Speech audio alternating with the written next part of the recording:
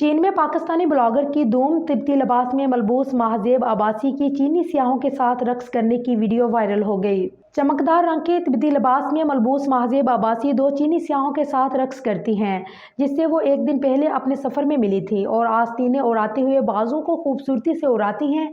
China economic net के मुताबिक 2016 से चीन में मुकीम पाकिस्तानी लड़की इस वक्त बीजिंग की एक आला यूनिवर्सिटी में चीनी ज़बान में मास्टर की डिग्री हासिल कर रही है। महजेब ने CNN को बताया है कि मैं हमेशा चीनी ज़बान और सकाफ़त से मुतवज्जो रही हूँ। ये एक काबिल कदर महारत है जो मेरे मुस्तकबिल के लिए कैरियर के लिए दरवाजे खोल सकती है। चाइना इकनॉमिक नेट के मुताबिक एक शौकीन सियाह अब्बासी ने गुज़िश्ता बरसों में चीन के 50 से ज़्यादा शहरों का सफ़र किया और उस बहार मेले में 15 दिनों की छुट्टियों के साथ वो बीजिंग से 2000 किलोमीटर से ज़्यादा दूर चीन के जनूब मगरबी सूबे जुन्नान में मगरब की तरफ कदम रखा।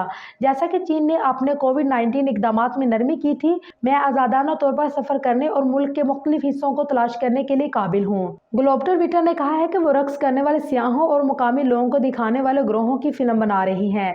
चाइना इकनॉमिक नेट के मुताबिक महजेब ने पुरजोश अंदाज में CNN को बताया है कि मुकामी लोग शाइस्ता और प्यारे हैं और मैं उनकी सकाफत और तर्ज ज़िंदगी से मोहब्बत करती हूँ।